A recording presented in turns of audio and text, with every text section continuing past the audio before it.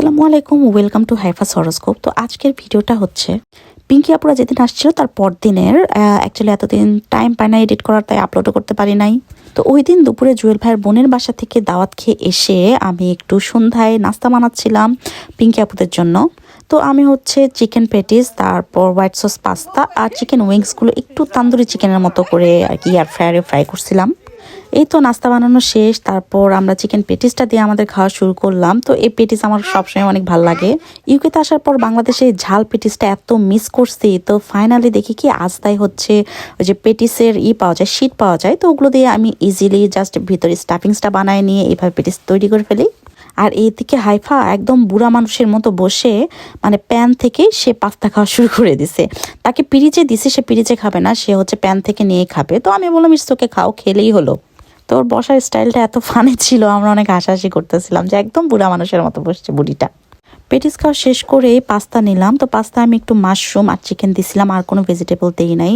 Black olive দিতে চাইছিলাম, মনে নাই। এনিওয়ে, তো আমার খেতে খেতে ভিডিও করা দেখে বনি ভাইয়া কি যেন একটা ফানি কথা বলছে, তো ওইটা শুনে হাসতেছিলাম।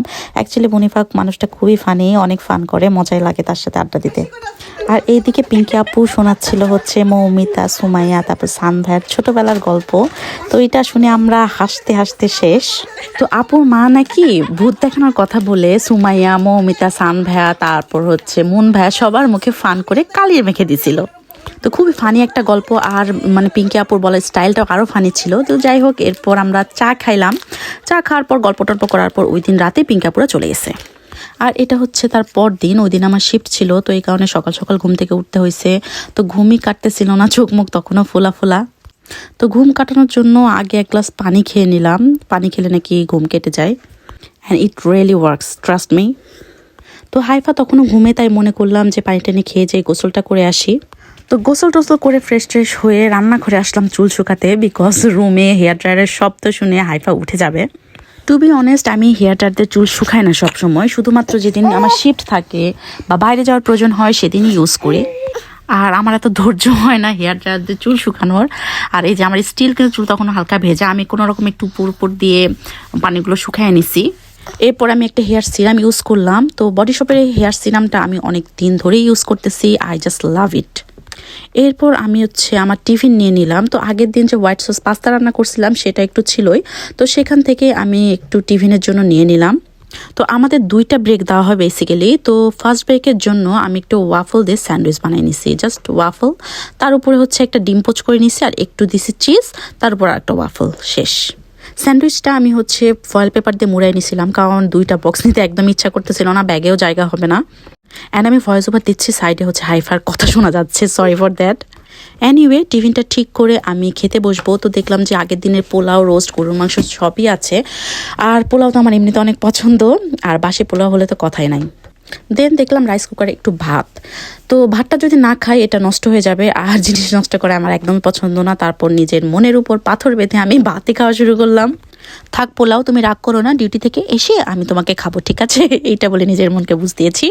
আর তাহসানের মিসেস রোজা আহমেদের মরিচ খাওয়া দেখে আমার ইদানিং এত কাঁচামরিচ খাইতে ইচ্ছা করে, মানে খুবই ভালো লাগে। এর আগেও খাইতাম, বাট ইদানিং আরও বেশি খাইতেছে। আমার আবার মানুষের কোনো কিছু খাওয়া দেখলে মানে সেটা খাওয়ার জন্য পাগল পাগল লাগে, সেটা যত নর্মাল খাবারই হোক না কেন। আর এই যে মাংসের আলুটা কি সুন্দর সিদ্ধ হয়েছে না?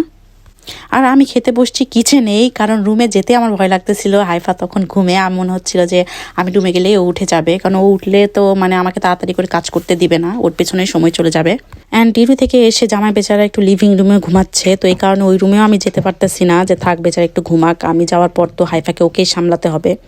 আমি একদমই চা বা কফি পার্সন না, বাট ওই দিন রাতে ঘুম একদমই কম হয়েছিল, হাইফা অনেক জ্বালাইছে, আবার সকালে ঘুম থেকে তাড়াতাড়ি উঠছি, তো এই কারণে মনে করলাম যে কফি খাওয়া উচিত, না হলে দেখা যাবে ডিউটিতে যেয়ে ঘুমে পাগল হয়ে যাচ্ছি। আর এই শর্টকাট কফি বানানোর উপায়টা আমি নিউপাপুর কাছ থেকে শিখছি, খুবই ইজি, একদম কম সময়ে মজাদার একটা কফি তৈরি করা যায়। দেন কফি খেতে খেতে একটু জানলা দিয়ে মানুষ দেখতেছিলাম আর হোস্টেলের কথা মনে করতেছিলাম। আমি মৌমিতা, রিয়া যখন আজিমপুরের একটা চিলেকোঠার ছোট্ট একটা রুমে ভাড়া থাকতাম না, তো সেই ছাদ থেকে আমরা তিনজন ঘন্টার পর ঘন্টা রাস্তার মানুষ দেখে কাটাই দিতাম। আহারে, সেই দিনগুলো কোথায় গেল, এখনও অনেক মিস করি। যাই হোক, এর মধ্যে হাইফাও উঠে গেছে, তোকে ফ্রেশ করে খাওয়া দাওয়া করায় আমি ওকে নিয়ে রেডি হচ্ছিলাম, ও শুধু আমার সামনে ঘুরঘুর ঘুরঘুর করতেছে। বাচ্চাদের এই একটা অভ্যাস, মানে মাকে খাইতে দেখলে বা রেডি হতে দেখলে মানে ওদের খেলাধুলা সব ভুলে মায়ের আগে পিছে এসে ঘুরঘুর করবে, মানে এটা ওটা নিয়ে টানাটানি করবে। এই তো রেডি হয়ে গেছি, এখন বের হয়ে যাব। তো হাইফাকে ওর বাবার কাছে রেখে আমিও বের হয়ে গেলাম। তো ওয়েদারের কি অবস্থা, একদম ডাল ওয়েদার, আর এত ঠান্ডা পড়ছে, মানে আমি লিটারেলি কাঁপতেছিলাম। আর ভাবতেছিলাম কবে যে সামার আসবে। এই দেশের সামার এত আরামদায়ক, মানে খুব বেশি গরমও পড়ে না, হালকা একটু ঠান্ডা ঠান্ডা, মানে খুবই এনজয়েবল। তো আজকের ভিডিওটা এখানেই শেষ করে দিচ্ছি, আবার দেখা হবে। আল্লাহ হাফেজ, ভালো থাকবেন সবাই।